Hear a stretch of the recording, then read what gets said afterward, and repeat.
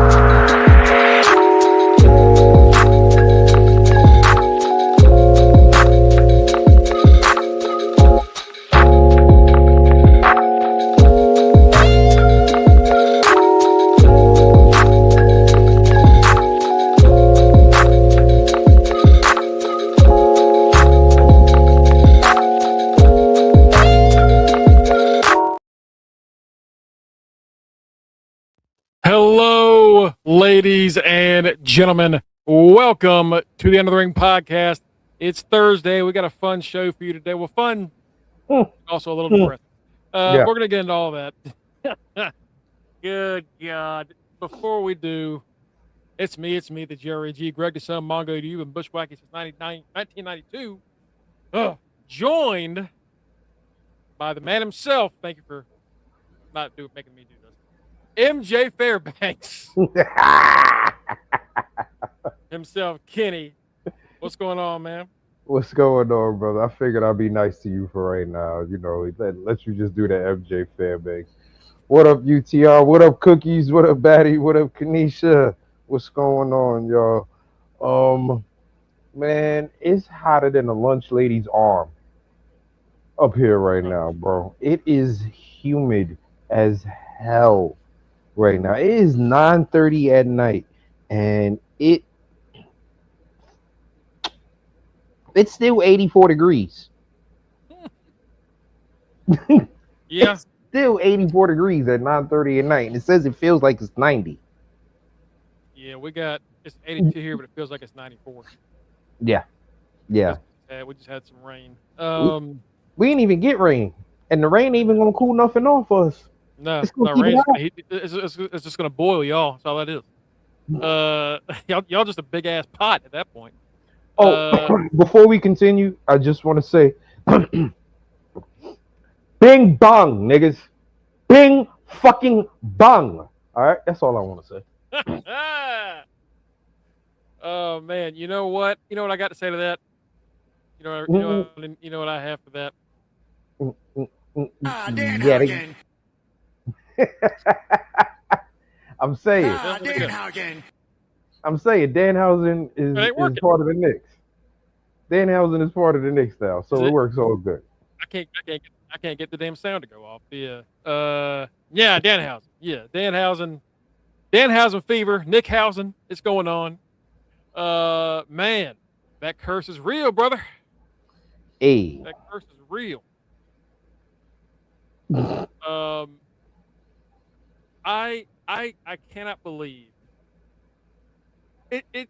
Just random, just the odds that he would have done this to the Knicks the year they go on this crazy ass run bro, is my like I I. it's What are the odds, the ridiculousness is how much of a jinx this man really fucking is. bro? He literally is.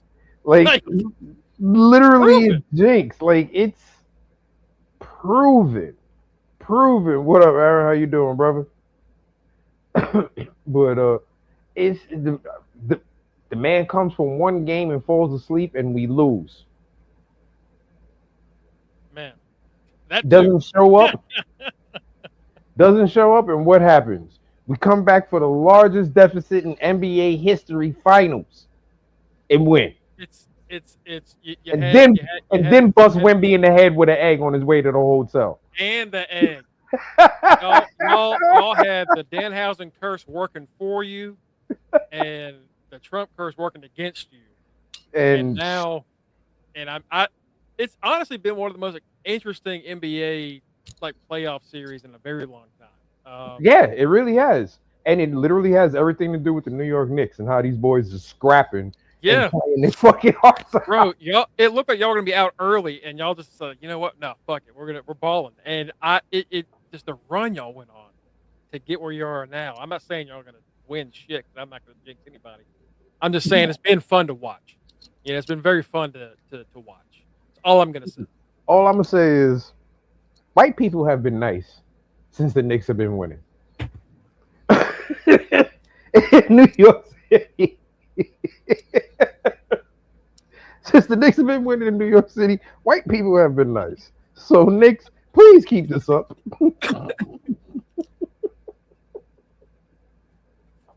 So I mean, listen. I ain't spoke to, I ain't, bro. You the lightest thing I speak to on a regular basis. well, So and pretty light. And pretty light. Of I mean, you the of all lightest, the whites around, I'm pretty up there. right? And most of the time, when the rest of them see me coming, they either clinch up or cross the street.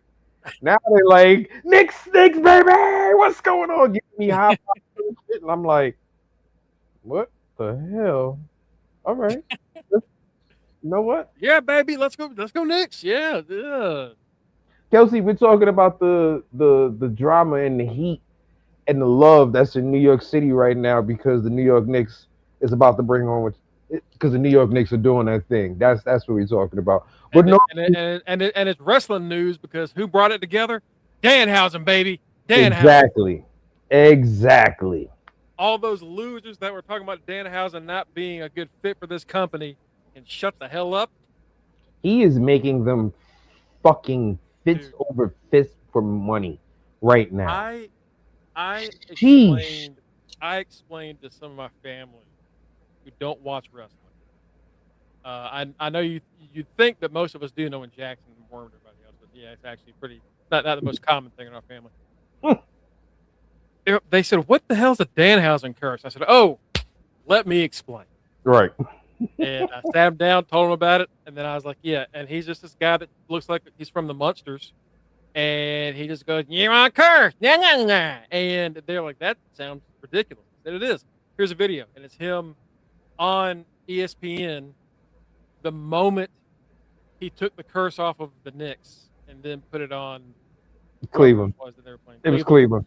And didn't Cleveland go like an awful they because they got cursed. Yeah, they got swept. It's wild, brother. It's crazy that he literally opened up. I think he might actually be a demon. Like he might actually be a demon. Here's the bullshit. He opened up a platform that I don't even think WWE knew that they had a market for with the NBA. Oh man. And it's crazy that of all the people you could have had try and connect there, it's that guy. Right. Of all the people you could have gone for, him, but it worked out. Right. You could have had Roman Reigns, like Jalen Brunson and his trainer have a handshake, and in the middle of the end of their handshake, they acknowledge Roman Reigns. It's part of their handshake. Yeah. Because Jalen is a fucking wrestling fan. Remember he was on Raw and shit like that? Yeah, him and Tyrese. Yeah. Right. So Jalen is a wrestling fan. So they could have had Roman. They could have had CM Punk. They could have had they could have had The Rock. Mm-hmm. Honestly. Yeah. And they chose Danhausen, and this shit is working beyond control. Do you have no idea how many people are walking around painted like Danhausen, and they don't even know who the fuck Danhausen is? But they know this guy put a curse on them or something on whoever, and it's working for them. And I think they think he's with wrestling, so they're just gonna roll with it, and it's working. See, look, even Cookie's got the Danhausen. It's like Nickhausen or something like that. Like it's Nickhausen. Yeah, it's like, dude, it's just it's wild. I love that guy, man. Why are all the men in TNA getting beat up by all the women all the time? I just looked up and saw that happen. Yeah, I'm glad you're also watching this. So, Mr. Elegance, I don't know if you might hear and Chad's watching TNA right now. He was supposed to be fighting Elijah, and AJ Francis pissed him off. So instead of Elijah, Lei Ying Lee came out and whooped his ass. Bad too. Like she fucked him up. Yeah, look, this God, I don't even know why I have it on TV right now. This company's right. Yeah, I don't either. I mean, I'm not mad at Lei Ying in the ring right now at all. No. Looking very, very lovely. If I do say so myself, looking very lovely. I'm not mad at Zaya Brookside, who she's also beating the shit out of. Yeah. Also, like it's and we've said it before. Like TNA has they have potential. They have the pieces. They have pieces. It's just that the people putting the puzzle together don't know how to add 2 and 2. The people that's putting the puzzle together sniff bus seats when people get up. Okay. I really every time I watch the show, I just question what the fuck are they doing? But you know they're primarily believing in the Hardys being their main draw. It's 2026. Like they gotta stop that. They were like, as soon as you said that, what's the first fucking thing I'm looking at on my television right now? Promo for the fucking Hardys. Yeah, because the Hardys are out. Status. Yeah, after the match last week. Yeah, it's like, guys, y'all have to why is Mike Santana not your main focus? He barely won a match against Eric Young right before this. Plus, things like Eric Young is also, but Eric Young ain't young anymore. He's been wrestling for 30 years. I love Eric Young. Eric Young is one of my favorite TNA wrestlers ever. That's my man Juno from Beetlejuice. Yeah, but like, why is Mike Santana fighting him and having an issue with him? Like, why is Mustafa Ali still like a mid-card? Why? I mean, you can have as goofy as it is, you can have Elijah up there. AJ Francis should really be in the world title scene. Dolph is about to be the next champion because Santana's fucking contract is up. Yeah, Santana's gone. Right, Santana's contract is up, and everybody said, "Yeah, WWE is looking at Mike Santana. They want him." I mean, who wouldn't? I mean, and I'm gonna be honest with you, he kind of ain't got no choice but to go there. He ain't going back to AEW. Like, he didn't shit on AEW, but he didn't leave on the best of terms. He didn't. So, he left on a rough patch with his former tag partner, and right, like he wanted to be a singles guy, and they wouldn't. And I mean, now, and to be fair, what is Ortiz doing? He's on ROH, isn't he? I think so. So is Eddie Kingston. Like, they're working on Ring of Honor together. What happened? How are they on Ring of Honor when at one point wasn't Eddie Kingston fucking about to be champion? He was fighting for the title last year. I think last year, yeah, when MJF won it. Well, didn't he have 3 belts at one time? Wasn't he the Triple Crown winner? Eddie won the. I think Eddie won the Continental Championship. So he was like he had the actual Continental Crown. He had all 3 titles. I don't know, and I think it's probably because like he came back still injured, still a little rusty. Like, all right, but he's still Eddie Kingston. Why is he not on AEW? Let him work his ring rust off and ring over, sure, but like have him on TV. Or Ortiz. Ortiz after they split up Ortiz, after him and Santana split up Ortiz, his whole gimmick got weird. Like, I don't know what he is, what he's doing, and he's happy doing it. That was the problem with him and Santana. Yeah, Santana wanted more, and Ortiz was just happy to have what he had. Ortiz was happy to just be the tag wrestler, and Santana, he enjoyed working. Have a fucking job. That's what it was. Yeah, and hey, you know what? If you enjoy what that's cool. But Santana wanted, and that's the thing is like the people that want more and chase after it usually get it. The ones that don't, they just kind of stick around and end up where they are. That's kind of what we're seeing here, and it's a shame because that tag team, LAX, when they were at their peak in TNA, dude, they were dope. I don't think there was a better tag team on the planet. And we were watching them, and we were like, God, both of these guys could be great singles guys, and they really could. Yeah, Ortiz was just happy to just do whatever, and that's fine. If that's what he wants, that's fine. It's just one of those things where you just kind of you were hoping for more. And we've seen that with a lot of old TNA teams, like the North. The North. Yeah. The North is probably the biggest. Like, oh my God! Like how are both of these guys not multi-time world champions in multiple companies? Like that. You know what though? In Ethan's case, I think they're doing it right with Ethan. Right, they're doing it right with Ethan right now. They are. I'm not complaining about his book. He's won several titles since he's been in WWE as a company. You know what I mean? He's about to win the IC title. Mm-hmm. So like they're doing it right with him. Josh, on the other hand, and Josh, I was gonna say, like, well, he got injured, but even before he got injured, he was losing matches he shouldn't have been losing. Because he got paired, he got thrown in the Don Callis family from the rip. Yeah, you could have had Josh come in as like a heel or a face by himself and been a killer, but instead, and we've enjoyed the Don Callis family some, but we talked about it the other day about like why the fuck is Kevin Knight fucking Don Callis? Same as Josh. Why is Josh that like it, at a certain point? There are so many members in it now that anybody that gets added to it dilutes everything, and it weakens the top group. Yeah, because he's not going to want his people fighting each other. And Andrade is thankfully able to maintain because people fucking love him. You know, but right? Like, he ain't really. He's had some great matches and he's had some great moments, but he's clearly not thought of as a high priority. In the Yeah, when he should. exactly. He's not even thought of a high priority in AEW, and the man is walking around with a fucking belt. Mm-hmm. Yeah. And when he comes out, everyone gets on their damn feet. Everyone loves the how you know and the shit he does with the selfies and like he is over as hell.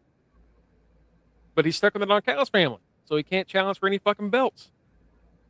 He wanted MJF. Well, no, we can't do that yet because he's also a heel and Don Callis family likes heels. So how about you just don't go for any belts? We can't even say that because we'll get into it when we talk over Dynamite, but shit, he's got a match with fucking Kevin Knight. Yeah, and that's also confusing because now why? It's weird. We can get into Dynamite. Before we get into Dynamite, let's talk about the big news story of the day. Oh boy. Yeah, I know. You know what? Before that, real quick piece of information. WrestleVotes revealed today a couple of pieces of information. But one that I think is going to be interesting. Both Randy Orton and Drew McIntyre should be back soon to set up the WrestleMania, the SummerSlam build. Okay. Man, SmackDown I think needs them both. Desperately. Not even like in the world title scene. They're both, their presence is needed. Right. Yeah, fair enough. Because I'm about to say, like, if it wasn't for Trek, SmackDown would be lost as fuck right now. It'd be rough. If it was not for Trek, SmackDown would be lost. They've got a lot of talent, but it's just the tag scene is ass. The women's title scene is at least, you know, Rhea and Jade is a great feud, but we've been doing this since Mania. And we're 3 matches in. I feel like with the women's title scene, I feel like there's one, two. Usually I don't mind a bunch of people being in the title scene because it's there's fresh faces or whatever the case may be. There's a bunch of feuds going on with the same core group for this title, and it's like, okay, like Rhea and Jade, and then we know it's gonna. Then you know, right in the wings is fucking Charlotte and Alexa. They're right there, and like, aren't y'all supposed to be a tag team? Shouldn't y'all be focusing on that? Like, well, also last week, Rhea and Charlotte teased hey, we've been doing this for a long time, and then Jade and her crew came out, and then Tiffany Stratton came out. So we had a 6-woman tag team between Jade and her crew, and Rhea and Charlotte and Tiffany. Where's Alexa? Alexa wasn't injured. You know, they said that Jade injured her. She wrestled the next Monday in the Queen of the Ring qualifier. So, like, is the tag team over? I don't know. Who knows? No one knows because right now they don't know storyline. They don't know. Yeah, it's just so fucking. And then you look at Raw and NXT. They've been. I mean, Raw's been on fire the past few weeks. Raw's actually been. You know what? You know what's been the difference? Consistency with the stories. I think. They're really focused on the mid card, a lot, and I think that really helps out, especially when it shows 2.5 hours, 3 hours. That mid card looks great. Whereas on SmackDown, the mid card is Trick Williams, and that's it. When they have a lot of talent in the mid card, they only focus on Trick. Right, especially since they don't see Dragunov as anything. Dude, how is Dragunov not like already one? Dragunov can be Penta levels of over if they just fucking. He was looking hot when he won the U.S. title, and then he lost it quick back to Mello, and then and they haven't done anything with him since. He got asked by the MFTs for like 5 months. That was it. I don't know. Maybe with Gunther on SmackDown, maybe those two get paired up at some point, and either we get a matchup or an actual pairing. Yeah, a matchup would be good as far as, hey, remember this guy can wrestle, but I think a pairing would be better Ilya might just need to turn heel to kind of prove himself. He He shouldn't have to, but he might need to. He was borderline doing that with the whole going after Melo for the title scene. He was borderline playing that role, so they might as well just let it just keep going. He's an aggressive motherfucker. Let him be an aggressive motherfucker. So let's get into the bad news for the day. Yeah. So earlier, I think it was late last week, early this week, we learned that the shareholder lawsuit between Vince, Triple H, Nick Khan, and the execs against the shareholders was settled out of court. Yeah. And that was a case where it looked like Vince and company were screwed. Yeah. Because the judge essentially said, all right, because of what you've done as far as deleting possible evidence, we're just going to say that you did do it. We're going to presume these 5 things are true. And we read it, we were like, oh, they are dead to rights. Fuck. And it just went away. Well, today, and this is the one we were most worried about. 5 days from the judge deciding if this is going to go to trial or going to go to arbitration, both Vince's side and Janelle Grant's side came to the judge and said, let's go to arbitration. After all this time of her lawyer saying, you know, they're trying to make it private so we can't talk about all this horrible shit that they did. You know, they don't want us to out him as who he is. They're trying to tarnish Janelle's name. And in the end, know what? I get her. She didn't want any of this to happen anyway. I was getting ready to say, Mongo, like I can honestly see her saying, yeah, you know what? I'm tired of this shit. Let's just go to arbitration. I'm tired of people asking me questions. I'm tired of having to avoid media. I'm tired of all of this. This woman just wants to live her fucking life. So I could see her saying, yeah, let's go someplace quiet and get this shit over and done with. So I don't have to ever hear, speak, or think about this man again. Yeah. Daddy, me and Mongo literally said the same exact shit to each other off air. Those exact words. Those exact words. Money must be nice. Word for word. Kanisha, arbitration essentially means that it's going to go forward to like a third party arbitrator to decide what happens here, but it's going to be private and we're never going to hear about it again. I saw Brandon Thurston on Twitter who does the post wrestling thing. He does all the ratings and he's been the one that's been keeping up with all these cases. And he tried to say like, yeah, you know, it doesn't mean that it's over. It just means that we're not going to see anything. Well, it's already a civil case, so he ain't going to jail. Right.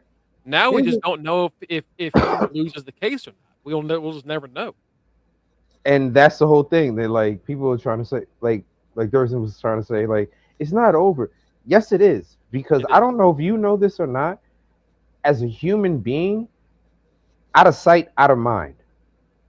If we don't hear about this or talk about this or see this, we don't know, and we're not going to think about this shit anymore until someone decides to bring it up, however many years later. And we all go, oh, shit, yeah, I do remember that. Oh, yeah. By then, Vince them fucking probably got into our good graces. Right. Yeah. So, out of sight, out of mind. Literally. That's how humans are. Yeah. Absolutely. You're media, right. The media does it all the time. They'll tell you about a story the first time, people get in a quick uproar, and then it'll quietly just disappear, and people forget all about it until a similar situation happens 4 or 5 years later, and everybody goes, remember when this happened back then? And the media swept it under, and everybody, yeah, because out of sight, out of mind, man.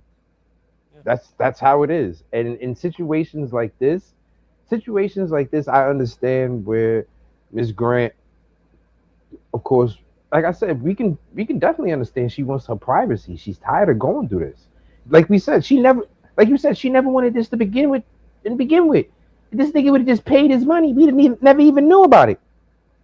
That's the whole thing. Is all he had to do is pay her another $1 million. He wiped his ass with $1 million. This was about him knowing that he could probably get away with it because he's too powerful to be bothered. You know. And he's gonna wind up selling this shit out of court for more money than what he was gonna wind up having to fucking pay. Yeah, but he still saves face in a different way. It's just it's just depressing. I understand her side. I get it. It's not. I'm not mad at her. I'm just like, God damn it!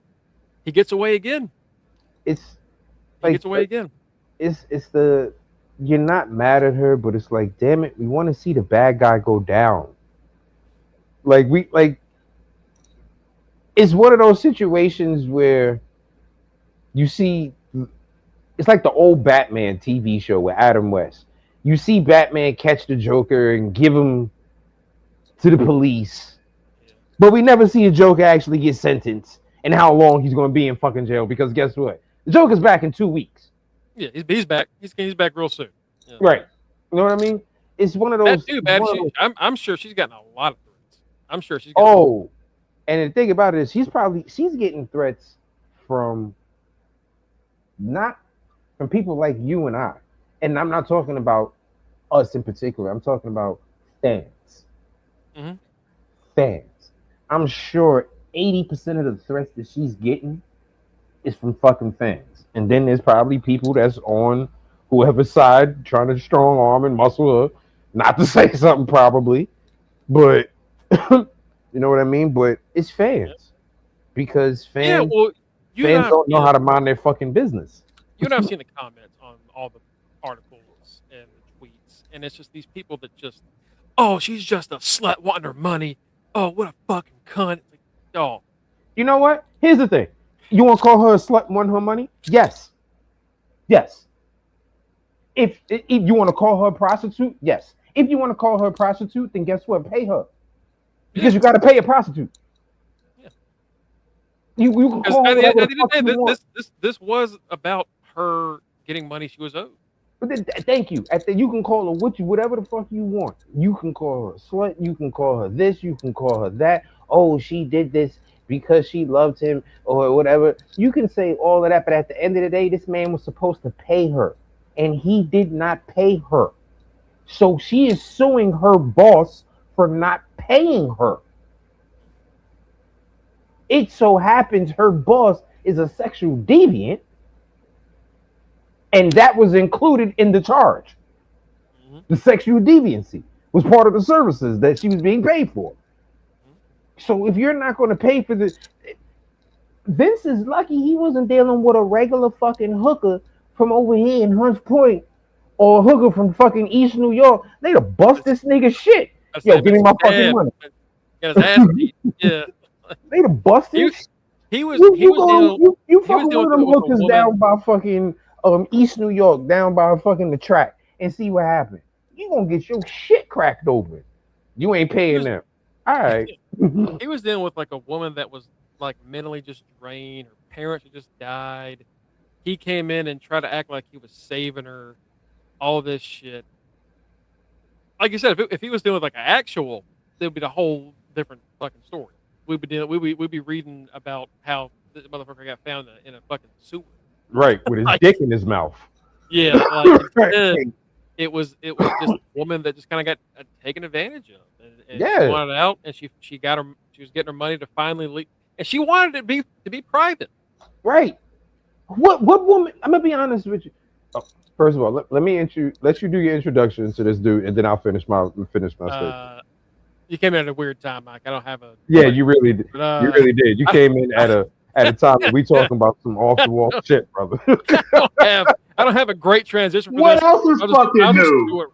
Nah, we talking about Vince and his shit.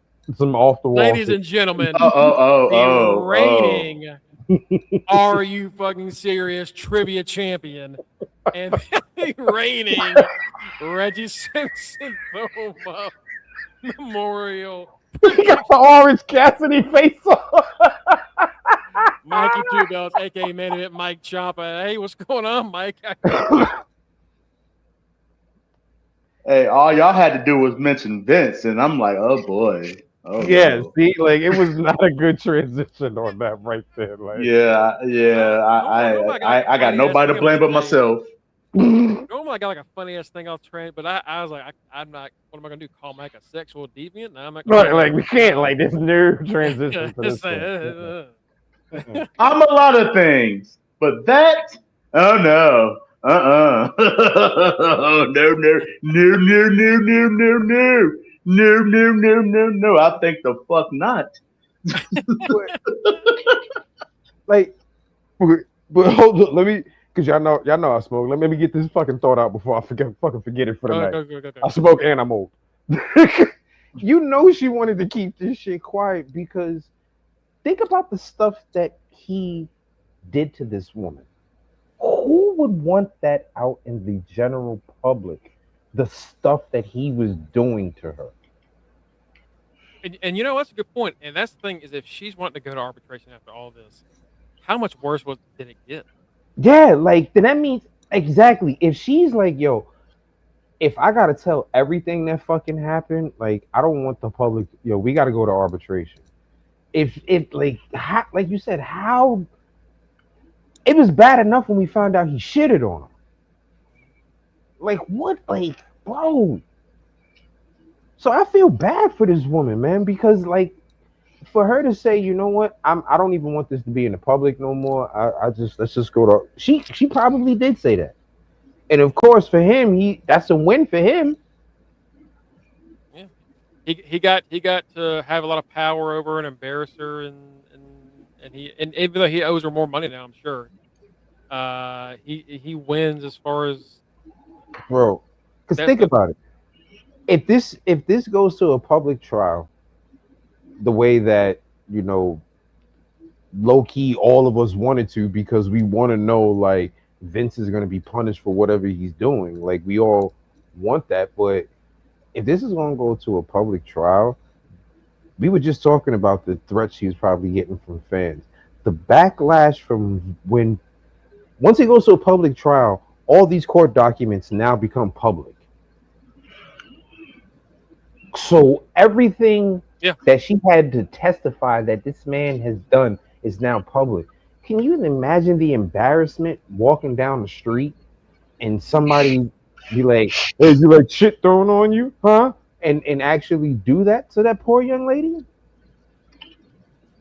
Like fans are assholes. So I 100% see and do not blame her for wanting to go to arbitration. Like, yo, let's get this shit over with quietly. I don't want this no more. I just want to go about my life. Vince is looking at it as a win, but like I said, in the long run, you actually paying more money than that fucking $1 million you could have just paid, and this shit never would have came out. Yeah, I feel so sorry for Miss Grant, man. This is this is so sad, and unfortunately, we got so many other monsters in this country and in this world like Vince doing this to young women on a daily whose stories aren't heard. That shit's behind closed doors and nobody knows about it.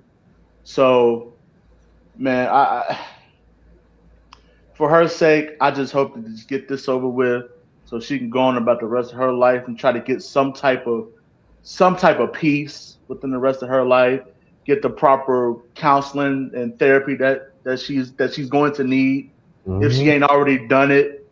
And hell is too good for Vince. Whatever's underneath hell, that's where he's going to be, and whatever's underneath that, he's going to be there too. So, well, this is, and at the end of the day, I'm sorry, Mongo, go ahead. No. I was just gonna say, and y'all know what I'm about to say when it comes to this topic. Men, keep your motherfucking hands to yourself. And keep your motherfucking dick in your pants, nigga. No is no. No means motherfucking no. If that woman doesn't want to be with you, you go the other fucking way. You know what? I want to bring something up right now too, since we're bringing this up. And Mike, you and I, even though we come from different states and stuff like that, we come from a very similar background. Basically, the hood. You know what I mean? The Yeah. hood. That is something that is very rampant in the hood that is not talked about. Older men dating younger women and Oh, having fucking control of them. I can guarantee you, Mike, I can guarantee you this. You went to high school with a female who had a boyfriend who was probably picking her ass up, who was in his fucking 20s. several, Mm-hmm. several, and I was just we're big bruh, we're here because I was literally about to use that same example. When I was in high school, I seen numerous men, grown ass men, Mm-hmm. pulling up to my high school, picking up young underage girls, Mm-hmm. and some couple of them had babies by them. They And, was and, they was and, the, getting these young girls pregnant. and the thing about it is, the parents know about it too. Yeah. Like, it's something that's not talked about in the hood, and it's kept quiet, and but yet out in the open. Someone like everybody knows so and so, even though she's 16, is so and so's girlfriend. That's his long term girlfriend, even though he's 26. Mind, Mm-hmm. mind you, she's 16, he's 26. They've already been dating for 4 years, and everybody Yeah. knows. Yeah. He literally done groomed this little girl to what he wants her to be. And it's Like, like it's so fucking and before I say, what's up, Batty? What's up, Cookies? What's up, Kanisha? What's up with my people? What's Um um but but yeah, like it's so and yes, cookies, exactly. cookies, Exactly. Thank you, cookies. and these cookies, boys, yeah. cookies, what you know. I got me a fleet of daughters. You know, I damn sure take a stand on this shit in a heartbeat. Mm-hmm. In And a I heartbeat. remember the first time you told us about your oldest, the first boy that came over and try to talk to her. I cannot imagine a fucking 25-year-old trying to hit on any one of your girls in like 13. You be messaging us, yeah, I'm hiding the body. I'm like in the middle I of be doing this podcast. You have a collect call from inmate. Yeah, it's me. I'm here. It's your boy, MJ yeah, accept the charges. Yeah, it's gonna be a long. yep, we'll accept the charges. Talk to this motherfucker. He's Right. not wrong. I would have did the same thing. And it's We like, support, we, because we Kenny, support him. Oh, yeah. oh yeah, 1,000%. And like Kenny got daughters. I don't have any children yet, but I've been working with kids for 9 years. And let me tell you something. My girls, I'm like a girl dad at my job. I do not play about my girls. I don't. And I like do Cookie not. said, we need to protect and teach these boys too, because these boys are Yes. going through a lot of stuff as well too. Yes. These young men are going through a lot of stuff as well too that is not talked about. We as a whole, Yes. as a community, have to do better. Just We period. have to. We have to because and that's why I mentor my boys. I have my boys group. Like and boys are hard headed, boys are knuckleheads, they're gonna play around. But look, I tell my boys, I don't have little boys. I'm grooming young men. And I tell them about the opposite sex and how they should treat young girls. And at the same token, I tell the girls the same way, how boys should treat them and how you should treat boys. Like it's like what me and Ken's talking about, especially in the black community. We first of all we have to stop this shit. Stop it. And I know it's not gonna happen. We have to stop this shit. We have to at some point, and it's gonna take and it may not be our generation, it may be the generation after us. It's But gonna at take some somebody to point, speak up. this type it's gonna have to take somebody to step the fuck up and say enough is enough. We gotta stop doing this shit. And just as a gender culture, it has to take us as men to hold each other accountable and say, hey, we need to stop putting our fucking hands on these women and on these girls. Dads, Because Dads, Dads, we need to be there.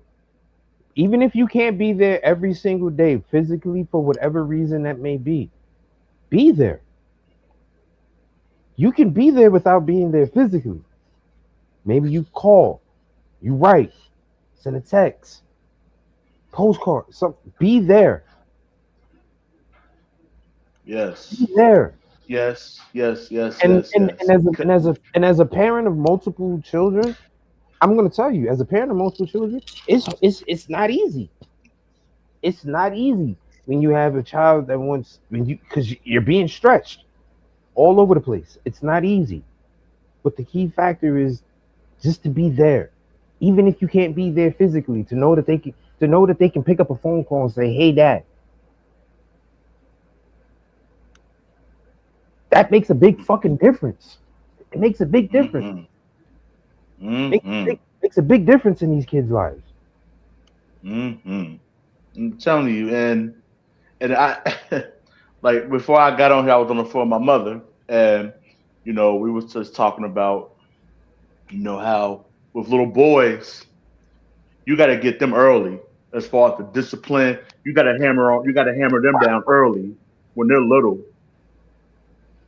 You got to get on these boys early, and you got to discipline them, and you got to teach them right from wrong early, so that they're not becoming teenagers and they're out here fucked up Mm. and doing crazy stuff, such as getting in trouble, running the streets, putting their hands on girls, and this and that. And it's just like what Kenny said. No matter what you have to do, be there for your child. Be there for your daughter. Be there for your son. Hell, if you ain't got kids, nieces, nephews, hell, and I ain't got no nieces or nephews nor children. I mentor kids. I'm there for kids. I'm there for my kids every day.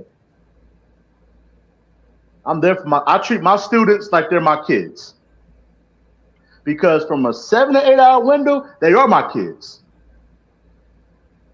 They are my kids. And I treat them as such. I put it to you, uh, I'm such always in dad mode that every job that I go to, I wind up having co-workers, and I'm not gonna lie, it's usually a younger female because they see I don't play when it comes to my female co-workers and just females period, who wind up be like, you know what, you're just like my dad, and I'm like the office dad. Granted, I'm usually old as shit. I'm probably the oldest dude there, so that's part of the freak layer. Is he probably could be our dad, so it's like a dad. You know what I mean? But just community, community as a whole, please. We got to put an end to that.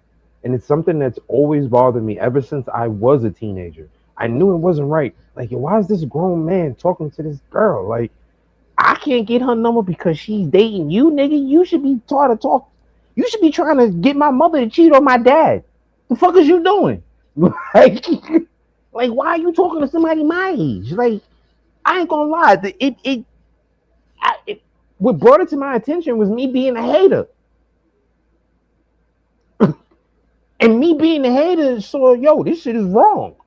Which is proof that sometimes hate can be a good thing. Sometimes Hate is great. The right Hate is great. Hey, hating the right thing. Hate. Right. Hating the right thing can lead to positive change. Right. And It came from me being a hater, and it's like, and what I need, and like I said, what I need to happen too is parents, aunts, uncles, sisters, brothers. If you know someone in your family who is in a situation like that, pull them to the side, speak to them.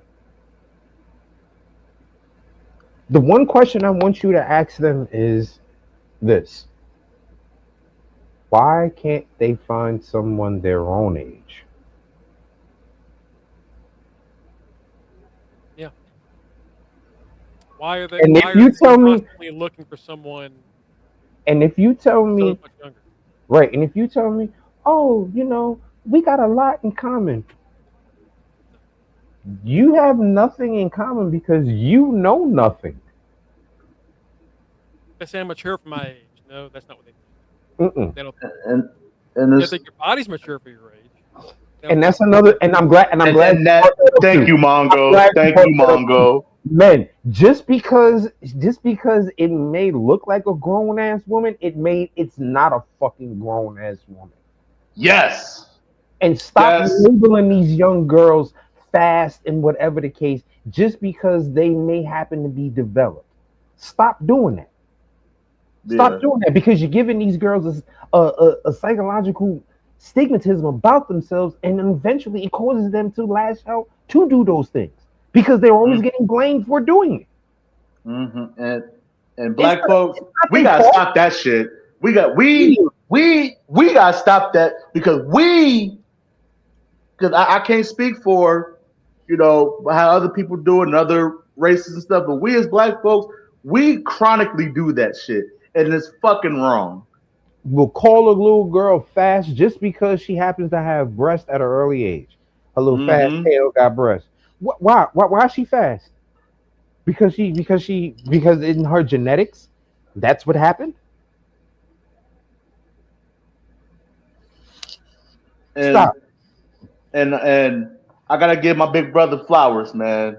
We always give each other flowers, but on a public platform like that, I give my big brother flowers, man, because he's Kenny has all daughters, and to see how this man loves and respects his daughters and will do absolutely anything for his daughters, I've admired that for the past decade. Thank you, man. Like just to see this man and to see the development of his, because think all his young ladies, they're college educated, they get ready to go to college, they're respectful, they get on his fucking nerves because that's what daughters do.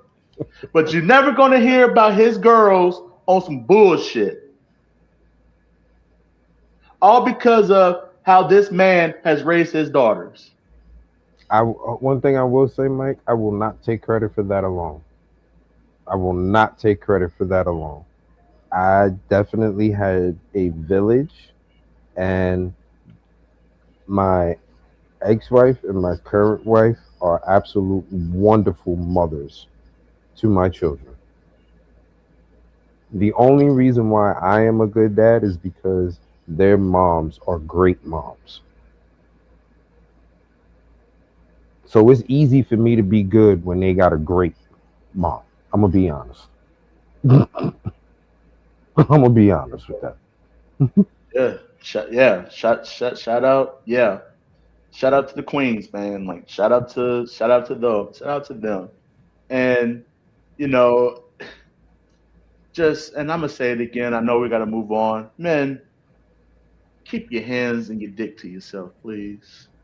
And Do this it. all and we went on, sorry folks, we went on this large rant because of how Vince, we see the predator that Vince is in our everyday lives. It's just that he's rich, so he's able to get away with it. Mm-hmm. Kanisha Batty, I'm sorry y'all had to go through that. Yeah, I'm sorry I had to deal with that, ladies. I'm so sorry And that y'all had to Kanisha deal with. and Kanisha, you're around my age bracket somewhat. You know what I mean? You know what I mean? You're not as old as I am, but you're in your upper epsilon. I'll say that. All right. They're in the upper epsilon. And I know back then, like 90s, 90s was rough for any female who was overdeveloped. It was bad, yo. Shit, I was a horny kid in the 90s. So I know what I was looking at. Well, that's the when it's the kids their own age. Like Hmm. I was saying, it's about like instilling in them the respect that they should have for others. But it's kids that are having trouble controlling their hormones and things, and that's one thing. You know, you just kind of have to help them figure that out as they get older. Okay, but when you're a fucking adult, right? There's no excuse. None. It didn't help that the music that we fucking listened to had predatory fucking lyrics and shit like that also. Oh man, bro, listen. About being younger. I was about the younger, bro. I was under like it's an all genre of music. Bro, listen. It's one of Keith Swift's best songs. First line this nigga says is, "You may be young, but you're ready." You're ready. But you're ready. Yeah. That's the very first line of the song, and it's like, no, Keith, no. No. What are you doing? There was this. People joked about it because of how fucking wild it was, and I've never really been into this guy's stuff, but I listened to a lot of stuff like it, and it was there. But there's a Kid Rock song that was people were bringing up when he started doing this shit last year, where the lyrics were young ladies, I like them underage. See, they think it's statutory. No. They think it's statutory, but I call it mandatory. That was in the Osmosis Jones movie. Those lyrics, when they're going into the club in the brain, those lyrics play. You can look it up. It's in there. That shit was part of culture all over. Like it's I mean there are all kinds of, especially like hard rock songs that were about like getting with girls that look 20 but they're 17, all those kinds of shit. It is a cultural issue that expands all music, all race. It is a problem, and along with the kid thing, and Cookies mentioned boys especially, because that's another part that really is underlooked. That's a silent fucking killer. That's a silent killer, because unfortunately, thankfully, I myself and no one that I know personally has gone through anything like that. But the ones who have, I used to work with a population where there were young men who had that happen to them. And they either in turn did it to someone else, B, tried to self-harm themselves because they were blaming themselves, or C, just shut out the entire world and became a complete fucking... Yeah. And partly it's because it's not talked about as much. It really isn't. And even then, in the wrong situation, it's looked at as a good thing. Like teachers, like when a male teacher is with a female student, it's this horrible thing.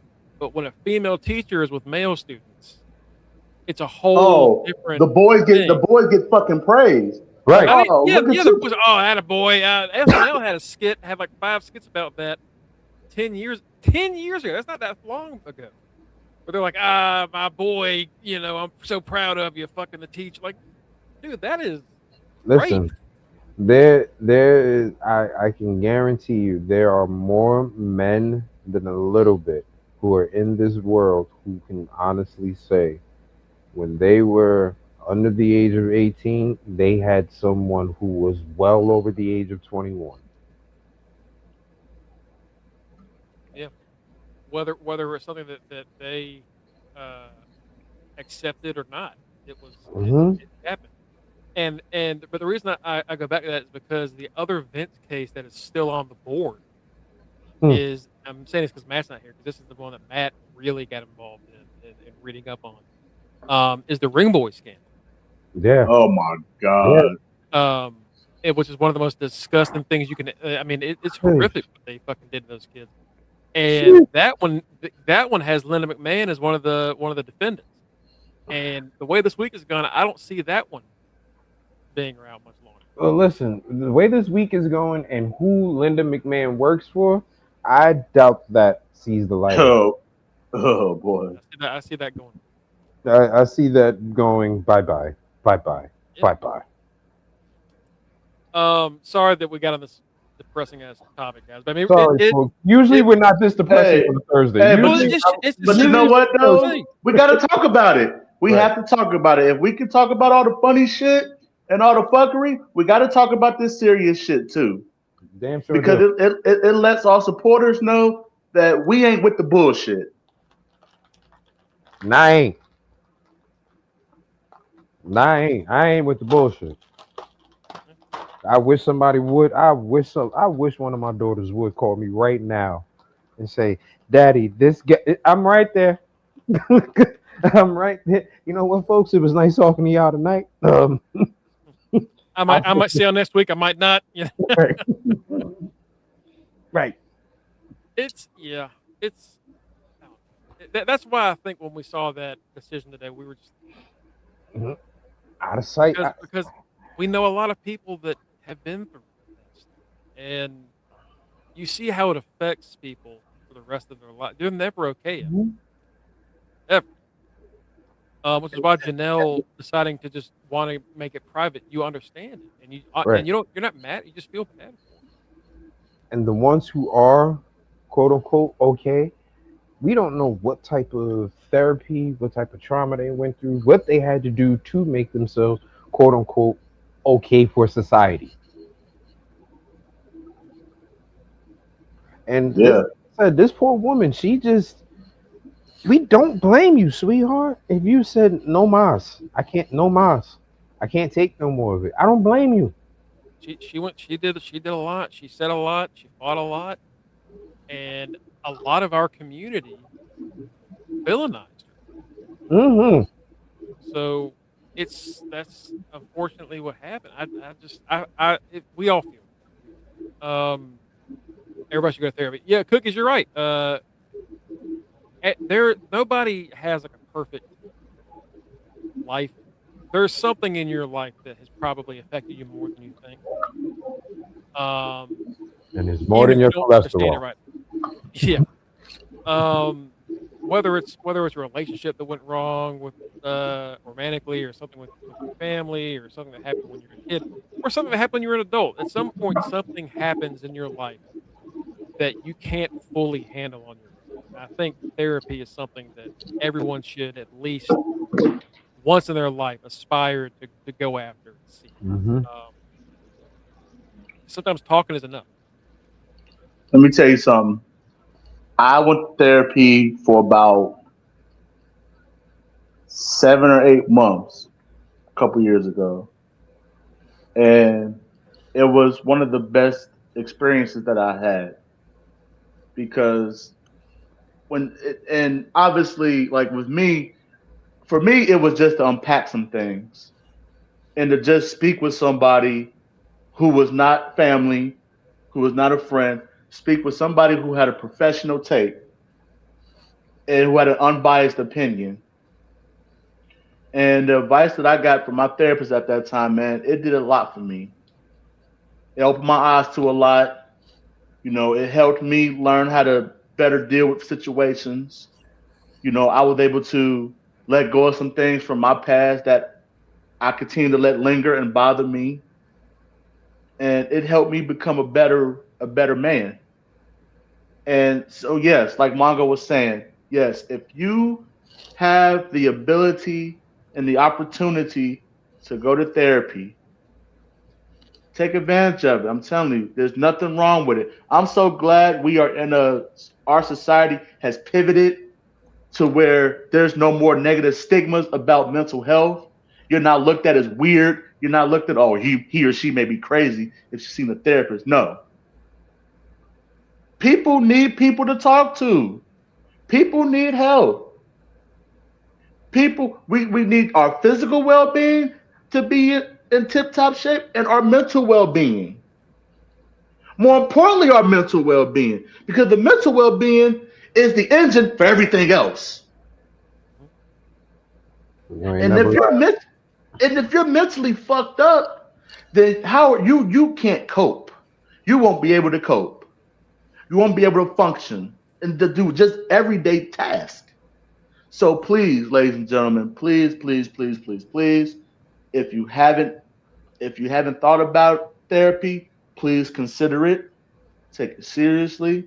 If your employer can provide the necessary resources for you to get therapy and to get it at an affordable cost, take advantage of it now. And you will not regret it. I guarantee you, you will not regret it. Yeah. And again, we're gonna get onto the dynamite, but I was depressed for many years before I finally admitted I was dealing with that problem. And dealing with it by yourself, you spiral and you just can't really break away from it. But once I started talking to somebody, that's when I first finally began to live a life with it and alongside it, and bettered myself and moved on to a more positive section of my life. And that's why I always talk about it publicly and post about it publicly, and because there are people that need to do that, or at least even if it's not therapy, just talk to somebody else about it, and they might not be ready yet. And like you said, the stigmatism is not as bad as it used to be, but it's still, the stigma is there still in the older generation, where they still kind of don't. Yeah. They kind of mock the young generations for wanting therapy. No, therapy is vital for everyone. And I'm gonna give you also a piece of advice, folks. If you know someone who is dealing with something and they come to you and they tell you, hey, something's wrong, I don't know what it is, but something's wrong, or even if they do know what's wrong with them and they actually come to you,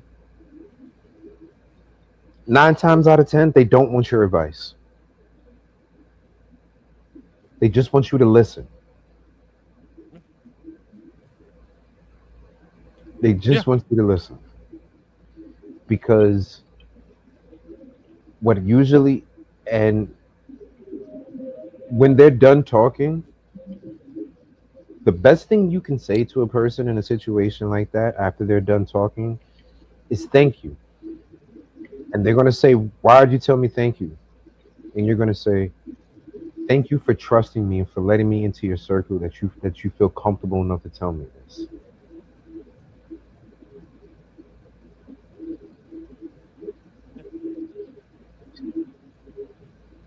That's a good spot to end that conversation. Let's move on to dynamite. Let's go to Cookie's question real quick. What was it? Death of a salesman. Would be mine. Cookies asked if what would your name your finisher if you were arrested? Death of a salesman. Because you're gonna sell this shit and not get back up. No, death of a salesman. Damn. I've had that loaded for a long time. I'm never gonna be a wrestler, but I've always thought that would be it. Mine would probably be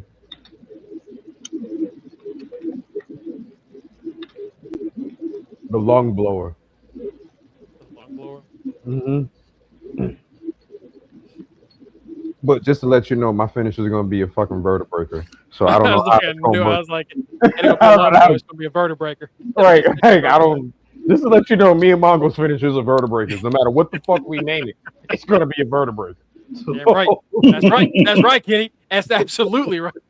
So I don't care what the fuck you name it. It's a vertebraker, but. The stigmatism, I did. I called it when I said it. I know that. I would say the name of mine would be Say Your Prayers. Because you won't get fucked up after I land this finisher on you. Also a vertebraker. No. Right.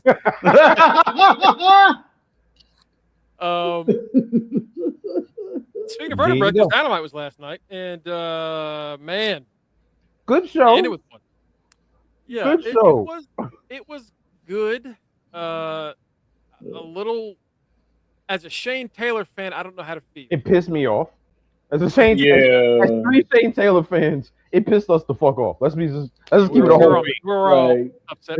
We're all upset about it. We're all equally. Listen, like Mox is my boy, but yeah, this should have been a fucking eliminator, so that way Taylor could have. Taylor didn't even if he didn't actually get a victory over Mox, lasting the time limit. Yeah. It's technically a victory. Because remember, that's how fucking O'Reilly got his shot. He didn't actually fucking make Mox tap. He survived. You have Shane Taylor survive, so which means he gets the shot. You could have had the same after-match outcome that you had with Shane Taylor Promotions coming in, Death Riders coming in, leaving everybody down in the ring. You could have had that exact same thing if you'd have just let Shane Taylor. This would have been a title eliminator. Shane Taylor wins this. Then, at whatever the next thing they have, fucking Moxley just beats his ass. But at that time, during that process, you built up momentum for Shane Taylor and STP Productions. You know what I mean? Shane Taylor Productions. People know who he is now. People want to see more of him now. Especially with what transpired after the match. Yeah. The cookie crumbler? All right. I like it. I like it. You know what, Cookie? I thought you was going to say something. I had a whole different mindset where I'm glad you went that route. I'm glad you went that route, Cookies. Cookie, I'm glad you went that route. Because I had a few things. I said, this mother... Because Cookies, you got a dirty mind just like me. I mean, so you're going to think of some old off-the-wall shit to say, which is why it took me so long to come up with fucking lung blower. Because I was going to say some old off-the-wall. Like, oh, I guarantee it. Because guess what? I had a list that I probably thought Cookies would have went through too. Because I had a list for myself. But yeah, before this match, we see Kevin Knight show up with Don Callis, and Andrade wants a world title match against MJF, and then instead, like, I guess we're teasing or setting up the Kevin Knight Andrade. I don't know why, but sure, whatever. Then we get Shane Taylor and John Moxley in a title match. That title, the one time he doesn't do an eliminator on fucking Dynamite. Moxley, it's a title match. Shane Taylor, this is on Collision. He beats the shit out of Alan Angels in 10 seconds. Then STP gets the fuck beat out of him by the Death Riders. They've gotten beat by the Death Riders like 5 times on Collision in the past 2 months. On Dynamite, they decided to change the story on your ass. Yeah. Dynamite, Shane Taylor loses. Taps the fuck out at that. Yeah, not only does he lose, he taps out. Shane Taylor does not tap. You don't make Shane Taylor tap out. I've only seen Shane Taylor lose because he got knocked the fuck out. Yeah. But instead, you made him fucking tap. And I'm tired of it was a good match, so it's no. I'm tired of that. Just because it's a good match, I mean, you can excuse shitty booking, and that's what it is. Shane Taylor and his group, all of those motherfuckers are talented as hell. That group should be a dominant faction already. And after this, they're not losing to the fucking Death Riders. Are you kidding me? Come on. They ain't losing. Bro, this Shane STP literally could be the fucking champion that Mox is could be the champ that Mox is the belt that Mox is holding right now.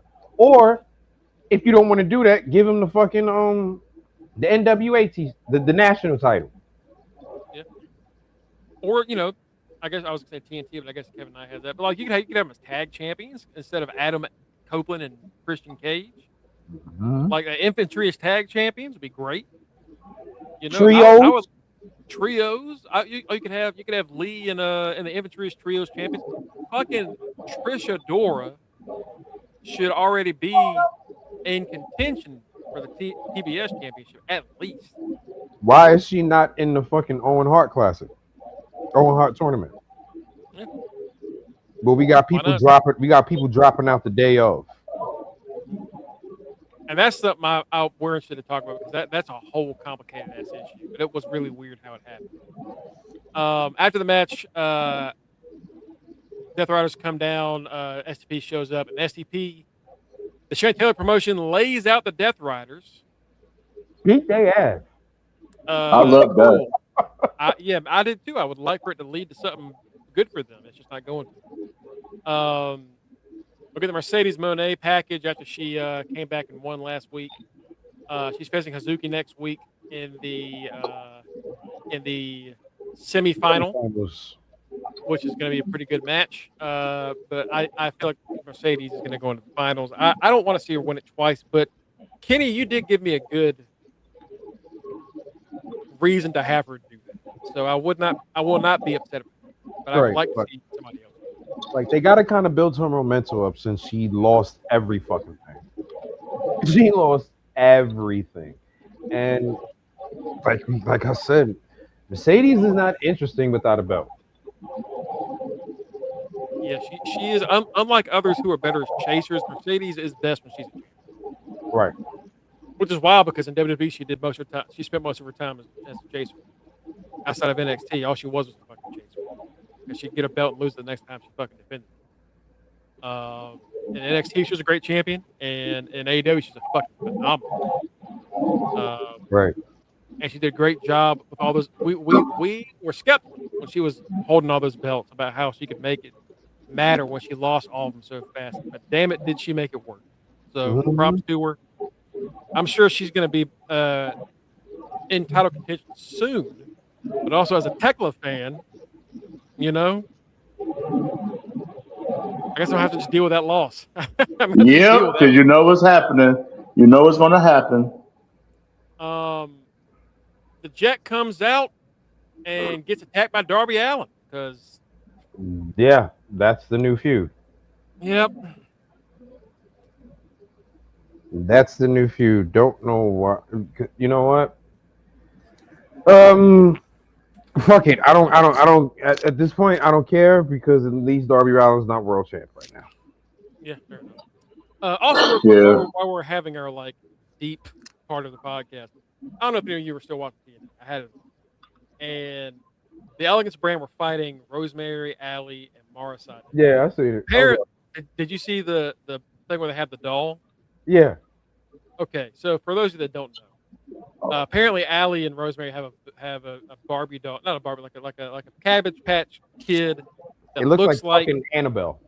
Yeah, and apparently it's supposed to be Ashby Elegance, and it's also a voodoo doll because they hit it and she responded to the hit, and they made it dance, and she started dancing in the ring, and then Allie bit it on the ass, and Ash dropped to her knees, hand behind her ass, up her crotch, and squeezed and screamed in pain.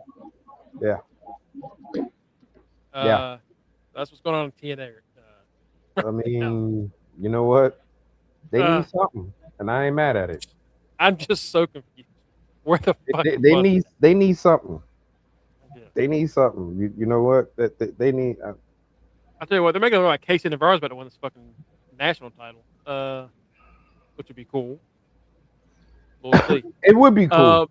You know what? I hope my man Casey. Casey gets a belt, and then Mustafa can move up. You know. No, I've been looking at Casey since Casey is a regular from House of Glory. Mm-hmm. So that's where I know him first from. So I was super excited when I finally saw him on TNA. I was like, oh shit, he made it to TV. Let's go. You know what I mean? So slap the shit out of Ollie's face.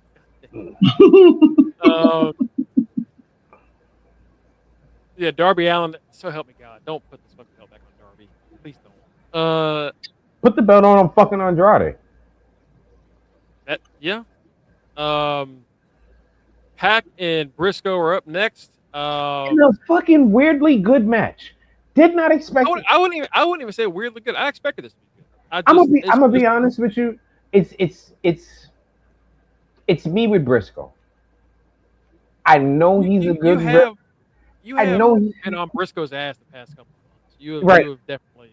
Like I know Briscoe was a good wrestler. I just Kenny's Grave team needs a fucking. They need a colon clip. Is what they need. I know Briscoe's a good wrestler. I just don't want to accept it. Is that what it is? I don't know, but you for the I think it's just the fact that they took too long to warm him up after the unfortunate death of his after Jay passed. We spent like a year then going like Willie won't he, Willie won't he, Willie won't he. Yeah. You know what, And Mongo? That's what it is. They took my momentum.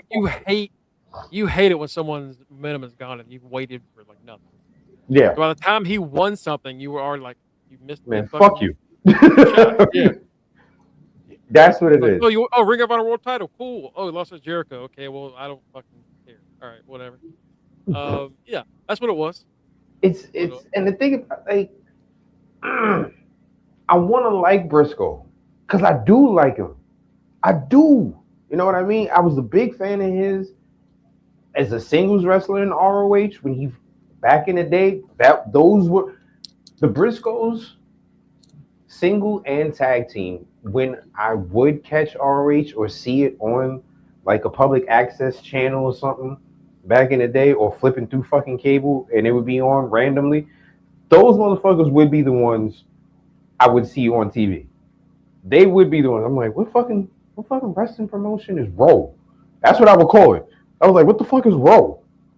What the fuck is Raw? Like, and who are these dudes? So I've seen them for a while. I mean, I got all my jibs. Why he ain't got his, bro?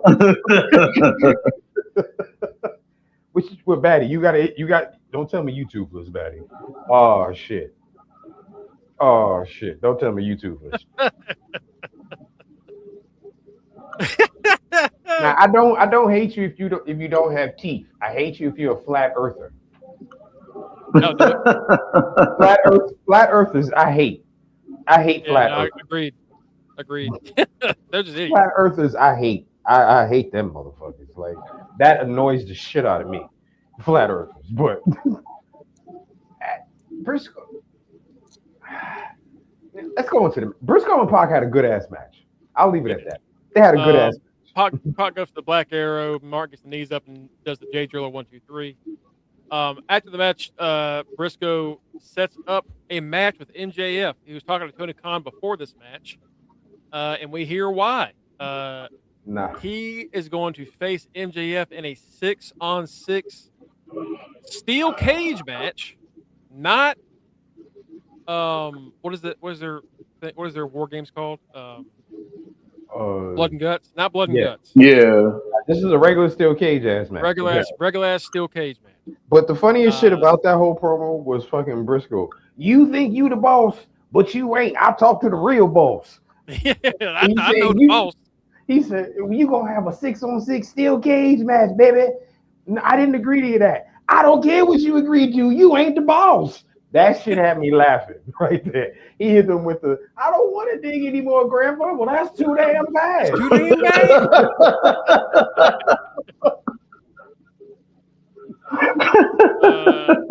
I know, Cookies. That was a good ass Briscoe impression you got, brother. Listen. You sure you got all your teeth? You got as many kids as I have, brother. You learn to do impressions for whatever they need you to do to keep their ass quiet. I can do Elmo, Doro, fucking Diego, Cookie Monster. I can do a whole bunch of motherfuckers. Listen, if you kept my kids quiet, shit, I'd spin on my fucking head like a top.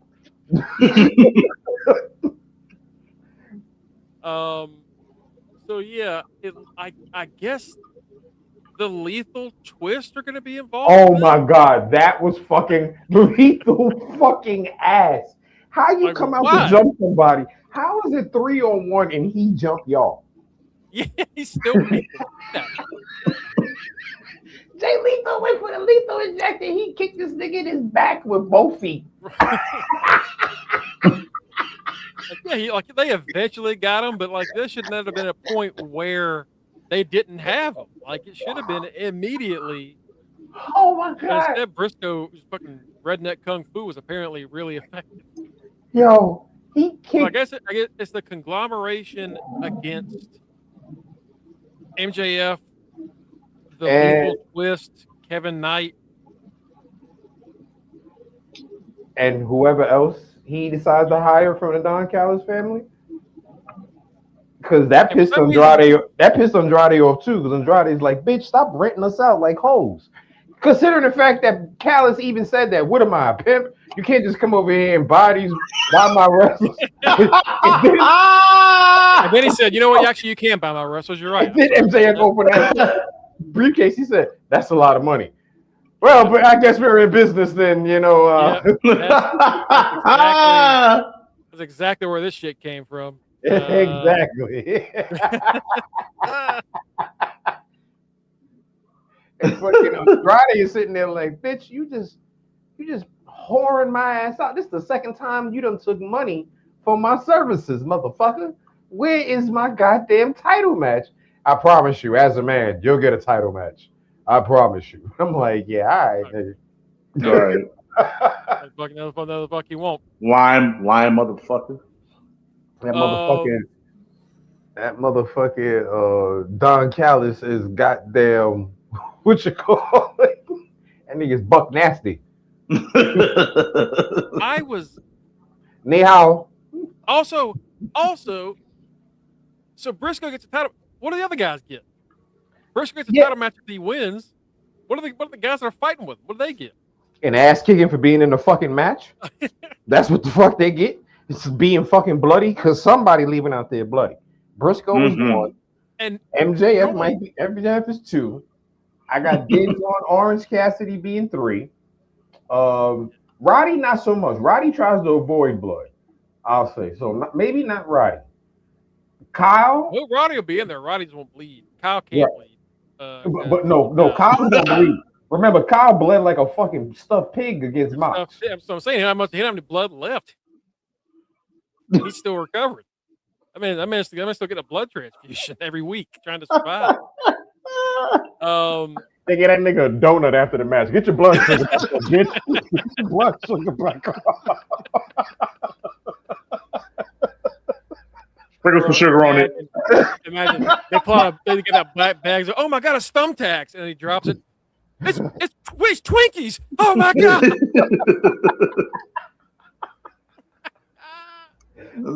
Kyle's worst enemy, the Twinkie. Oh my god! And then Mox throws his fucking fucking goddamn injection, his diabetic injection, and throws it into the crowd. Now go get it. Cage. I got you. Now go get your fucking Ozempic, bitch. We had Orange Cassidy and Andrade Idolo, and you cannot tell me you didn't. Please tell me you didn't enjoy this fucking match. No, this was funny. This was funny. Okay. Okay. Because I know you hate OC. I know you hate OC. I just want his. No, you hate him. You hate him. I get like the you hate him. No. The bag with the title. I remember when he first did that. I was like, the great evolution of his character, and then he stopped doing that and just went back to being regular OC. And I was like, all right. But Andrade rips his pants off. And Orange Cassidy responds by ripping his jeans off to reveal a second pair of jeans. That's hilarious. Bro, That's hilarious. Was cracking. All right. Okay, fair enough. But and then they go down to ringside for Andrade to get the best part. To get his selfie. And instead of it being some what did they use? They used wrestlers, they've used porn stars, they've used Instagram models. And this time they used Leo Rush with that umbrella and them black ass teeth he's got because he didn't brush his teeth. And my god, the faces that OC and Andrade made. OC was like,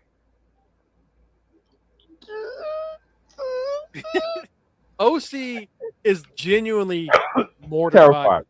Leo Rush is the only wrestler that can make Orange Cassidy stop being Orange Cassidy. Yo, like that cool demeanor he has been held up Mox, MJF, anybody. Jericho. Alex Black, Jericho, but Lio Rush, Cassidy cannot handle it. He cannot handle it. It is incredible. God damn. Then fucking That's yeah, they really did. They really did. Then they folded his ass up like a pretzel. Like, why is Nick Nemeth a face? yeah, he called his shot. It's gonna be June 28th. What the fuck are they doing? All right. Anyway, Jesus, whatever. Yeah, they're good guys now. Okay. All right. Fuck it. So if they're both getting ready to beat up Ali, then that means Ali is definitely going for the world title with whoever fucking wins, whether it's Santana. He should be the fucking world champion. Like, I don't know. There's no reason. Like, Santana's leaving. Don't put it back on Dolph. Either use Mustafa Ali or AJ Francis, or fucking let him go somewhere else. But don't fucking hold him in the mid card for the next 3 goddamn years and put the title on Jeff Hardy. Like, don't do this shit. Oh God! It is 2020. We are halfway through 2026. Changed it up. But that's a TNA issue through and through from the early days. TNA hates their young talent. Good Lord, they always have. They always will. They've always treated their young talent like shit. Well, god damn, Ali just got the shit kicked out of him.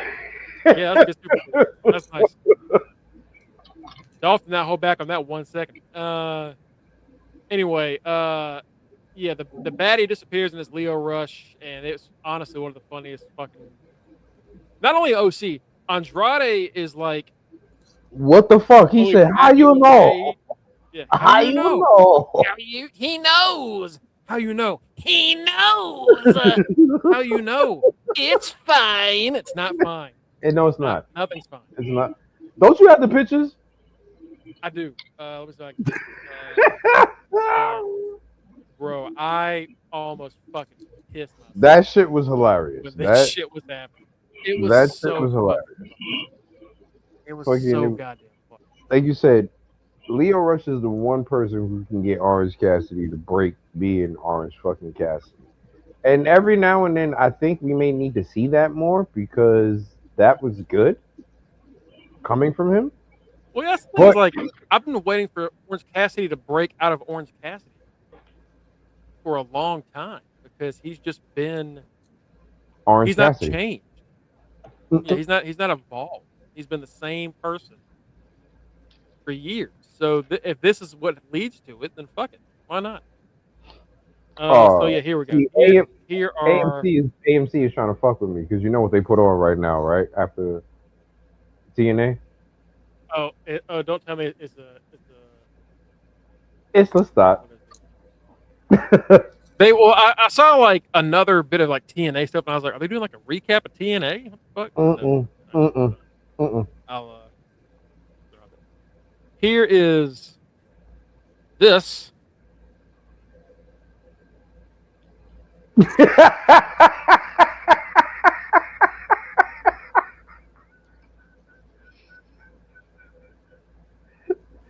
Nope, wrong one. There we go. There's the other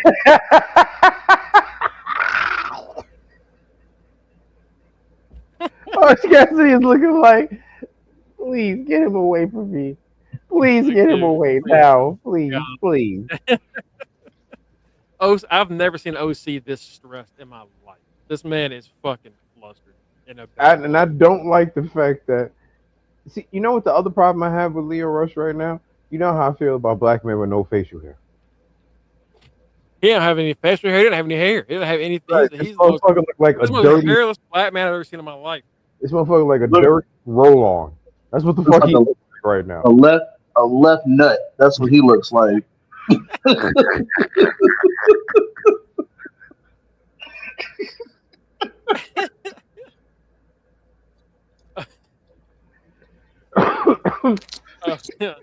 Andrade gets one with DM.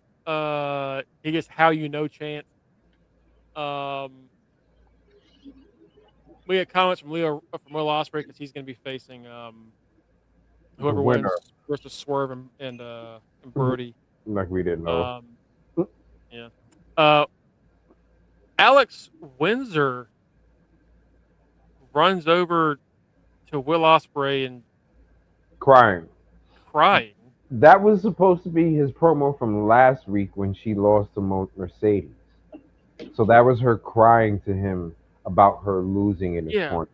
So I guess it was a production error that they.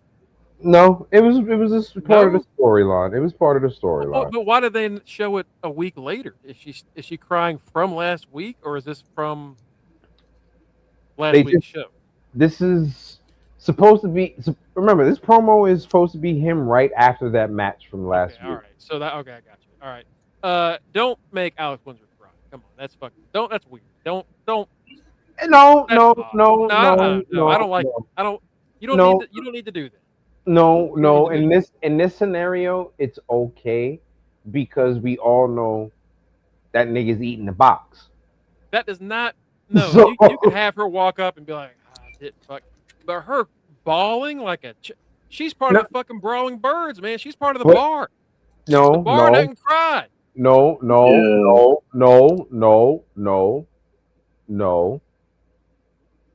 We've seen motherfucking people like Junior Seau cry when they have lost the Super Bowl. Okay? Oh shit. I'm kidding. Rest in peace, Junior Seau. Goddamn. Right. I'm kidding, obviously. Damn. I'm joking. Damn. I'm joking. Goddamn. I couldn't help myself. Goddamn, white boy. Hit you with the I'm not saying she can't. I'm just saying I think it was weird. I feel like they only did it because we know they're a couple. Exactly. But it's not something that on character, on screen, Alex Windsor would do. It's something. That's my issue. But it wasn't. I don't think it was a cry of, "Oh my God." I think it was more of a frustration. Like they would have showed her. If he wasn't around, they might have shown her walking backstage with like a tear running down her face, angry that she fucking lost. Mongo's like, toughen up, bitch. Right. She ran to his arms, did this face while he hugged her, and then shoved the camera. Like it's just. I think it's just too much. Is my thing. It feels like and Mongo was proving every day why he does not have a girlfriend.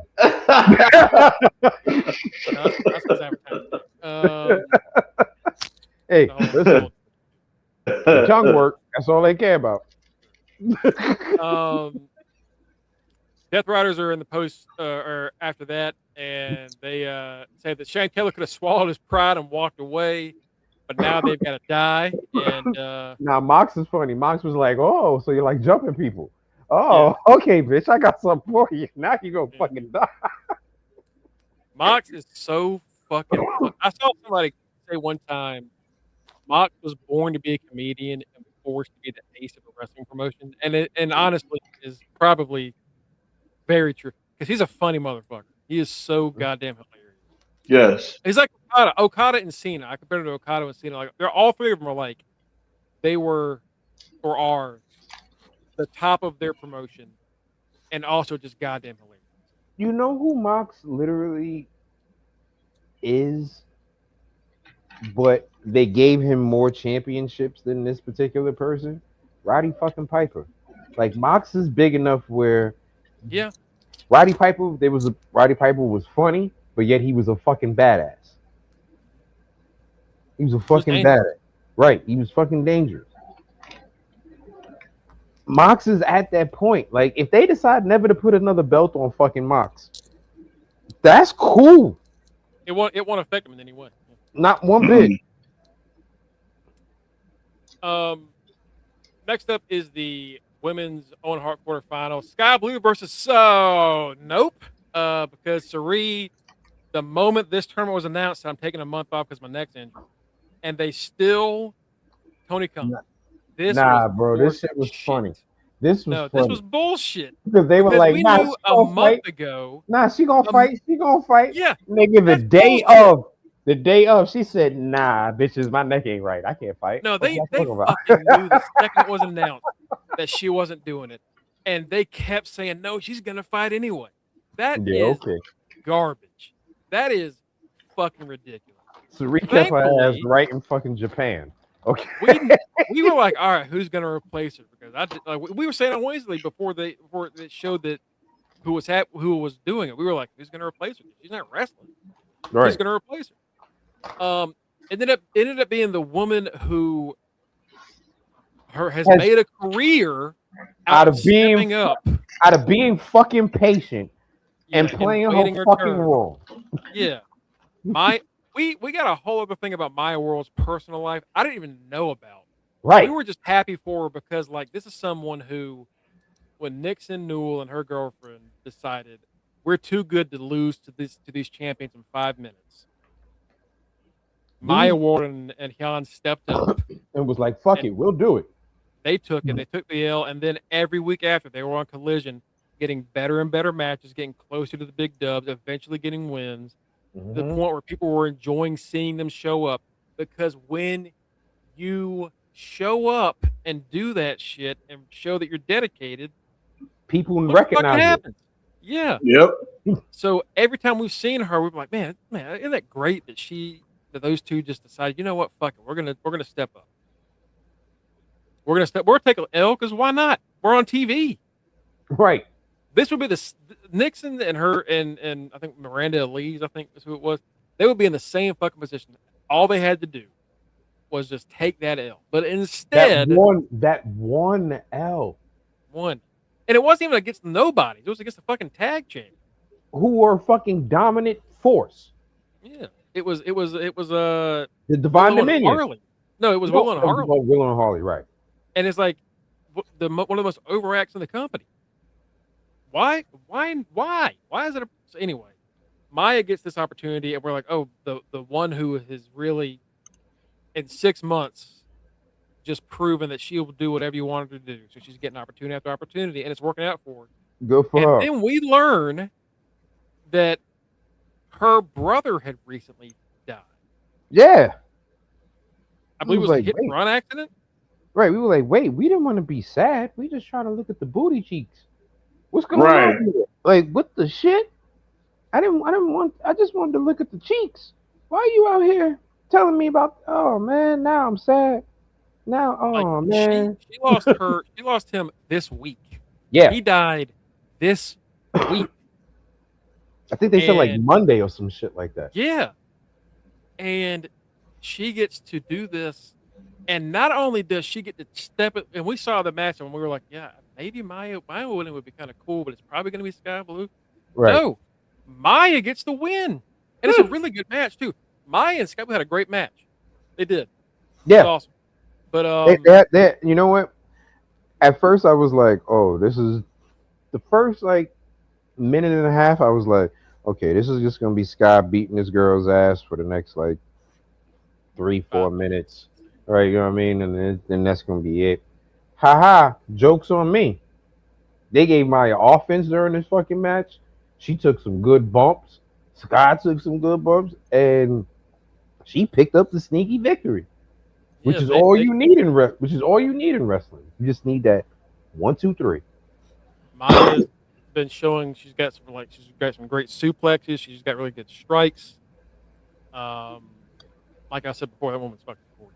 But great. Yes, Lord. Great fucking. Her and Blue had a really good match, man. And she gets the dub, and then she points up the sky after the dub for her brother, and you're like, "Fuck, that was great."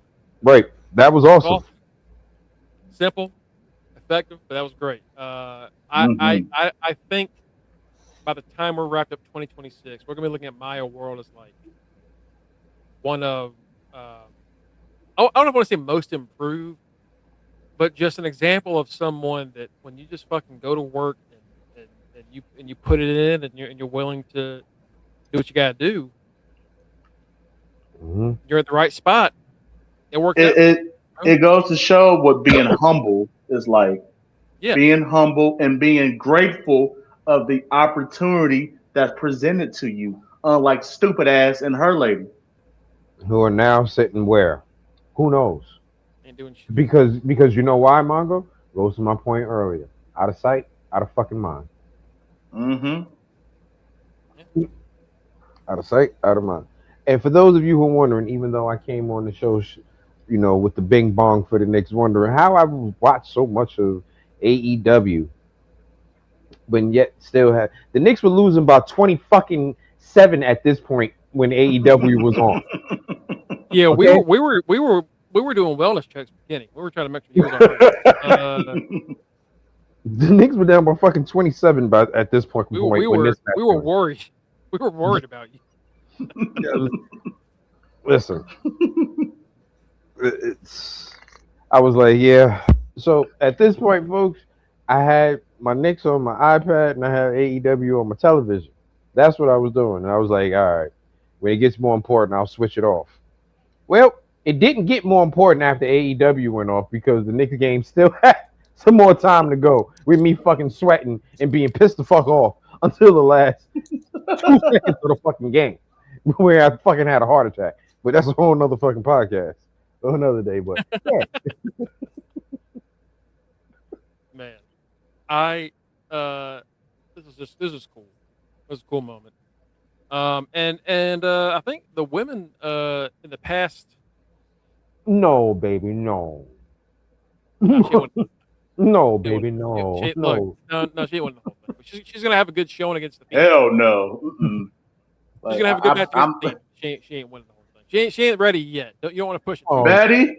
Oh, Batty. You got too much dip on your chip. Oh, Batty. Bless your heart, baby girl. Bless your heart, baby girl. That was a good try. Are you trying to do Marlon Wayne's as Big Mama, or was that just how you say it? All right. I swear to God. Well, bless your heart. I leave the TV on. What was that? Listen, don't forget, I lived down south for a little bit, and my grandmama was down there, so that's how they all. Why you got a good ass Briscoe impression? Right, because I lived in no teeth. You know exactly how they sound. I lived in the fucking sticks, Effingham, South fucking Carolina, Savannah Grove, baby. Oh my God. That just sounds country. Savannah Grove, baby. You have no idea. That just sounds country. Listen, Savannah Grove still got pig farms, baby. Kenny was living back in 1930 when he was growing up. I was about to say he was taking a shit in the woods, eating coon. God damn it, I had indoor plumbing, damn it. We ain't had no outhouse. My grandmama had money. His grandparents were the aristocrats, so that nigga, and we had 3 cars. Considering where you were, I would assume 2 of them just stayed in the grass. Nope, just one was a tractor. Bitch, I just happened to call it a car.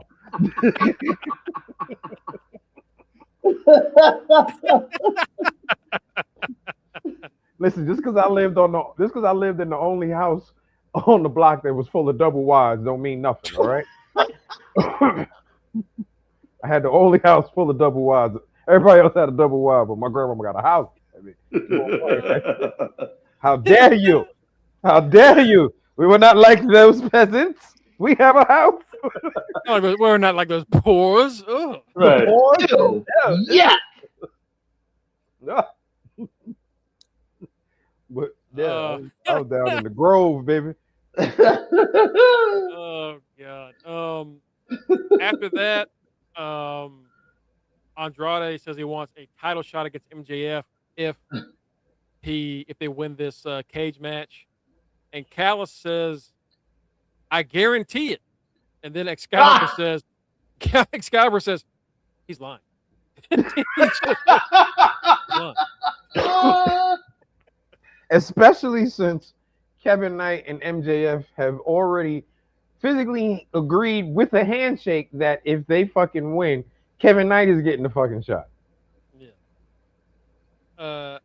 Apparently, last time Unless they they said that Andrade and Knight have not beaten MJF, and Knight beat MJF a month and a half ago, for the TNT title. Here's the So thing. I don't know where that was about. What I can see them happening to kill two birds in one stone to get both of these darkies out the fucking way of MJF. They're gonna have a triple threat match, and he's gonna the beat old both of them. triple threat. Yeah, He's gonna beat both of them to get both of the darkies out the way. he's So that way, he's gonna steal a pin after right there we go. Yeah, Knight hits the UFO splash. I told you with TK, you can't have too many darkies in the world title picture at once. Please, Whoa. please stop saying dark. Don't trust them new niggas over there. A Mexican and a black? Oh no. Oh no. and a Jew. So really, I mean, oh God. oh, I've got 3 uncles that have a joke set up just like that. It's terrible. All of them are. I've heard it before. Sound like your uncles is from Florence, South Carolina. You know what? One of them was. I knew it. I fucking knew it. The main event was the Owen Hart semifinal.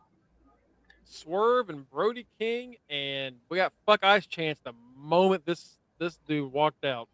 Which was absolutely great. Absolutely. I love it. I do love that. That is funny. That has not calmed down at all. That is funny. I was just saying the Mexican, and here you talk about Ice. That is fucking hilarious. Well, great transition. They were saying Fuck Ice, so right. It's all right. And I'm glad. Yeah, they need to keep screaming that shit louder and louder and louder and louder and I'm glad that this time they didn't fucking block it out. Yeah, that too. They was it the last 2 times they did it, they muted the entire audio, and this time, and it was like the last 2 times they did it, I thought something happened to my fucking TV and my cable. I'm like, what the fuck going on with TBS, yo? I'm switching back and forth. I can hear it. What the hell going on? Oh, this station done. And the next thing you know, Excalibur come right. I'm like, wait, was these motherfuckers talking? Hold up. I'm surprised they don't mute the crowd mics, but apparently AEW doesn't have the setup that WWE does, where they have the mics in the crowd. Nah, so that's just them being loud as fuck, which is crazy. Yeah. But you gotta appreciate AEW hardcore fans when they agree to do something. They're doing that shit in every single town. It does not stop. So props to them. That's cool. Like the way these motherfuckers will sing the shit out of Chris Jericho's fucking song. Oh. Yeah. They will sing the fuck out of that song. Hard. Same way where they were dancing to Swerve songs all these years. Everybody does it. Yeah. The fact that they're singing Metalingus.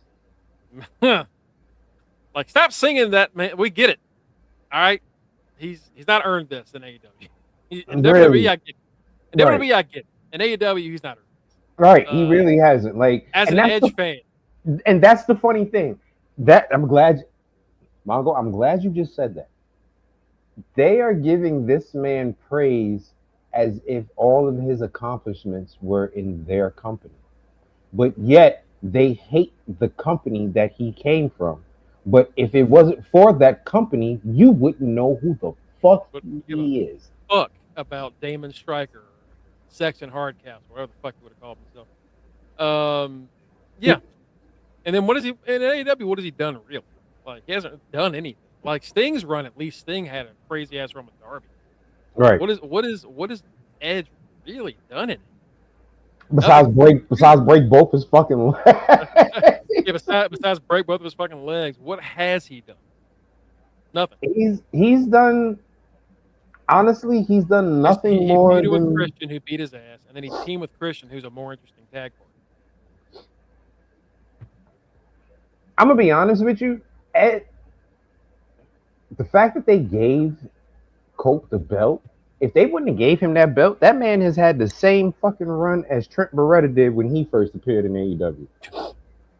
Basically, yeah. So I don't it's the thing of like, yeah, we respect you because you're a legend, and they just kind of. But you're a legend for another company that they quote unquote hate, and they're supposed to be the anti version of it. But yet, all you're doing is WWE matches in this fucking company. That's why I started to fall off on when Mox was like, AEW's young roster needs to step up and face me and prove you're ready. And his first fucking challenger was Edge. And I was like, what did this motherfucker just say? The young roster? Like, this nigga older than Come me. up and prove themselves. Like, this man this nigga 75 years old. Why is he here? Right. Did this nigga put his teeth in before he came out here? Like, shit.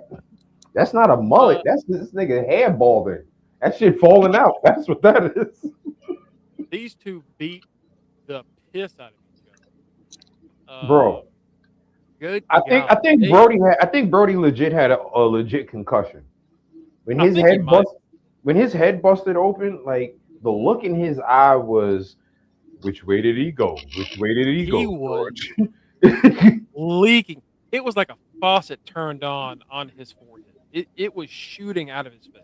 Bro, when he did that fucking when he had Swerve on his shoulders and did that rolling thunder into the fucking turnbuckle, into the corner, the amount of blood that dripped from his head onto that mat because he went upside down, I was like, oh no, this is gross. Yeah, this is gross. This is folks, this is a Wednesday. Y'all know that, right? I don't know if he gigged himself or if it was a hard way shot. The way he bled, I felt like it had to be an accident, but it might have been on purpose. But I think that one was an accident because that was a gusher. Pause. That was bleeding worse than Eddie was when he and JBL fought all those years ago. Like it was bad. It was worse than fucking when Nick Cage and Chris Jericho had that fight. This nigga put the pizza cutter across his fucking forehead. Yeah. You're right. And then they had the Domino's pizza. Right? Yeah. And I ordered Domino's that night too. So it worked. Now they just battered the shit out of each other here. This is awesome. Yo, Brody choked Nana out and fucked up his do-rag. And the do-rag, hollering on that part.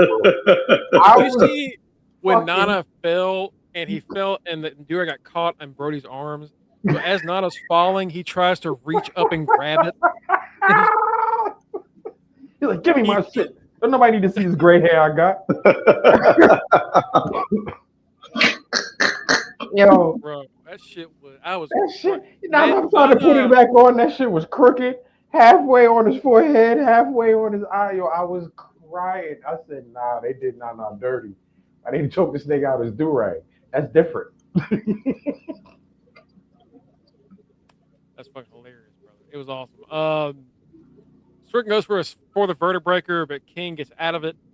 Does the DVD in the corner, then does the cannonball, goes for the Gonzo bomb, but Strickland escapes. Hits the vertebraker. 1, 2, 3. That's fucking right. Here's the bullshit. Vertebraker. They do not over. kick out. It's over. That's the match. And then on top of that, I better not see Will Ospreay kick out of that fucking vertebraker. So help me God. Here's the Swerve hit the vertebraker. He better not kick out. With his fucking reconstructed neck, that motherfucker. I wish the fuck he would. Kick the fuck out. I wish. Yo, but then we didn't even get talk about the fact that Swerve hit a fucking house call from the top rope to the back of Brody's fucking head while he was standing up. Yeah. Kick this nigga dead in the back of his shit while he was leaking. It was smooth and also disgusting. It was. God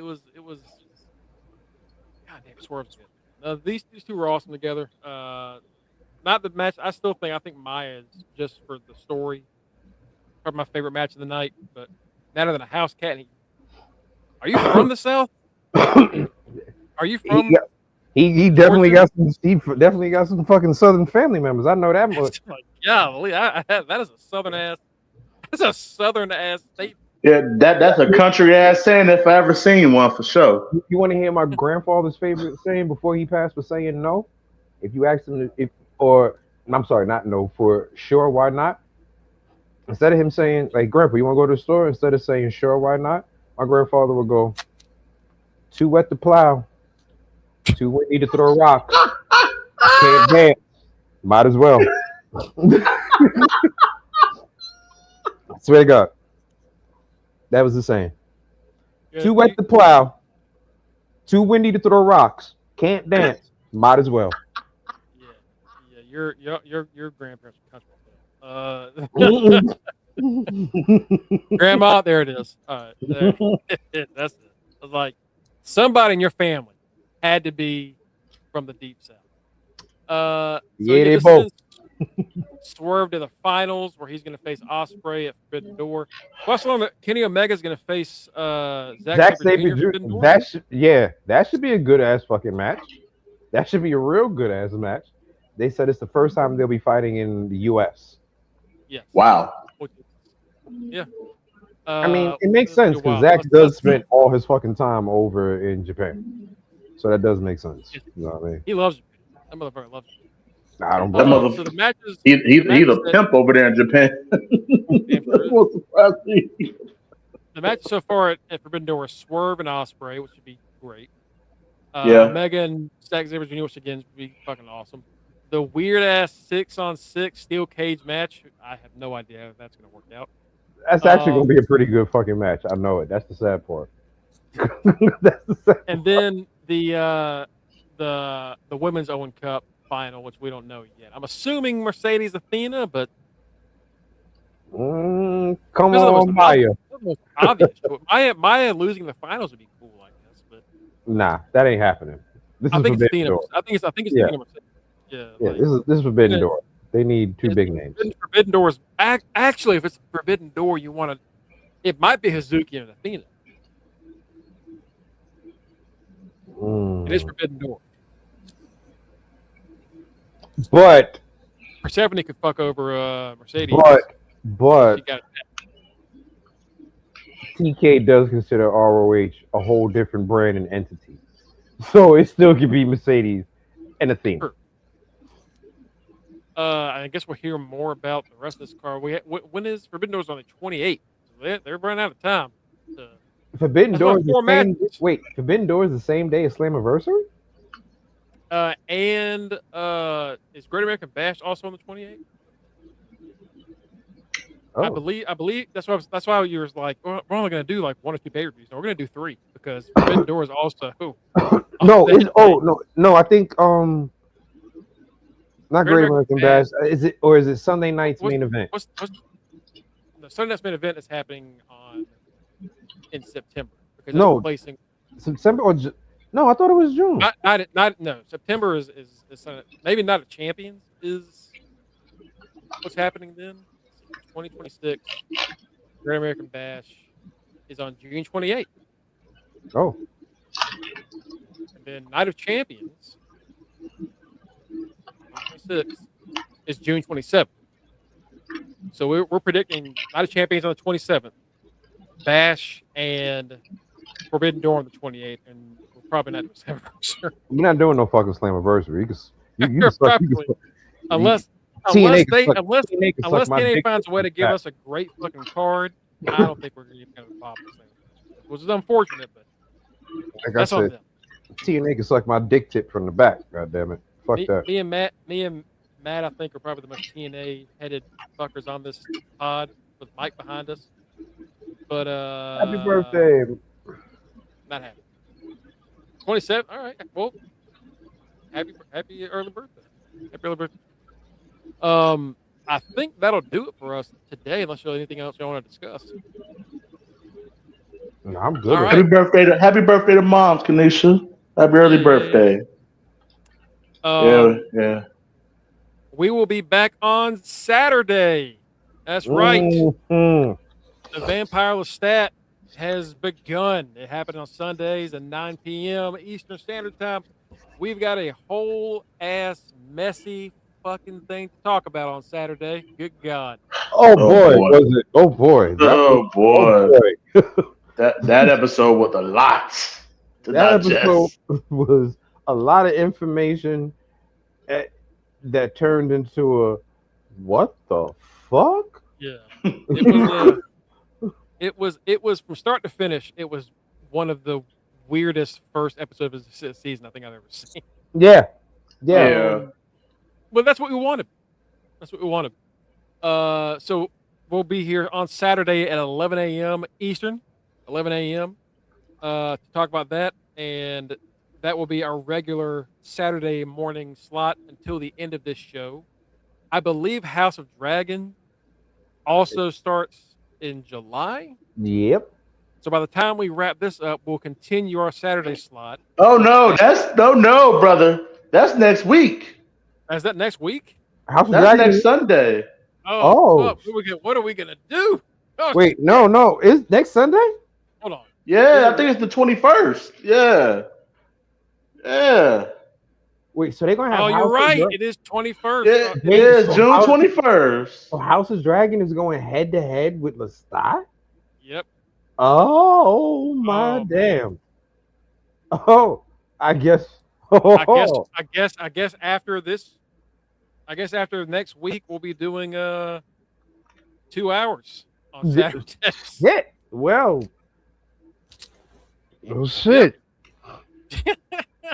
Well, butter me up and spank my monkey. Well, shit.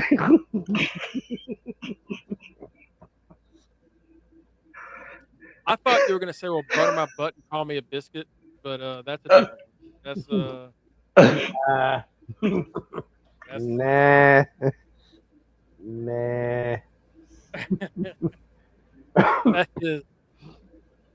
That is wow. That is. He said call him biscuit. That's what he said. You can follow us.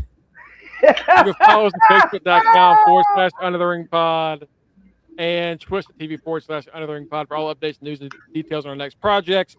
Like Saturdays, where we're going to be doing Vampire Lestat and apparently also House of the Dragon at the same time. Shit, niggas is going to have to take a 10-minute break in between shows. God. Fucking Michael for reminding us. Motherfucker. Yeah, I'm gonna have to reset the stream so we can keep it separate for the audio. Yeah, so I'm gonna be setting up 2 separate calls. This is great. You get us at Linktree/UnderTheRingPod. Goddamn. Hey, this nigga extra work. Jesus, yeah, thanks, Mike.